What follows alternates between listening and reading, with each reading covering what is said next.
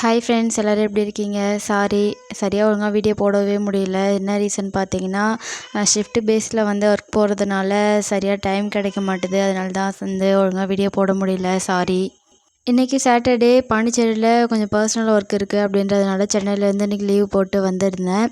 இந்த இடம் எத்தனை பேருக்கு தெரியும்னு சொல்லுங்கள். இந்த இடத்துல ஒரு பாட்டுமே கூட ஷூட் பண்ணியிருப்பாங்க. என்ன பாட்டுன்னு கரெக்டாக கெஸ் பண்ணிங்கன்னா கமெண்ட்டில் சொல்லுங்கள். சொந்த ஊர் தான் இல்லை. எப்போவுமே நான் சென்னைக்கு போய் 1 மாதம் தான் ஆகுது. அதுக்குள்ளே எங்கள் ஊரை ரொம்ப மிஸ் பண்ணுறேன். இப்போ நம்ம ஊரில் காலை எடுத்து வச்சோடனே ரொம்ப ஒரு மாதிரி கண் கலங்கிட்டேன். அவ்வளோ ஒரு கஷ்டமாக இருந்தது. என்னடா இப்படி ஒரு ஊரை விட்டுட்டு வெளியில் போயிருக்கோமே அப்படி சொல்லிட்டு.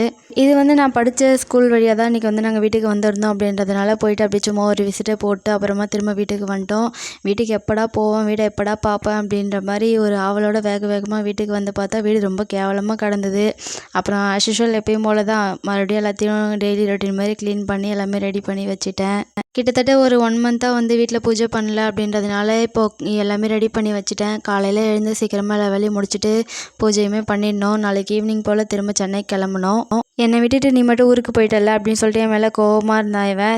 சரி கோச்சிக்காத, எல்லாம் நம்மளுக்காக தானே அப்படி சொல்லிட்டு அவனை கொஞ்சம் கன்வின்ஸ் பண்ணி அவனுக்கு பால் பிஸ்கெட்டு எல்லாமே வச்சு அவனையும் கன்வின்ஸ் பண்ணி ஒரு வழியாக சமாதானப்படுத்திட்டேன்.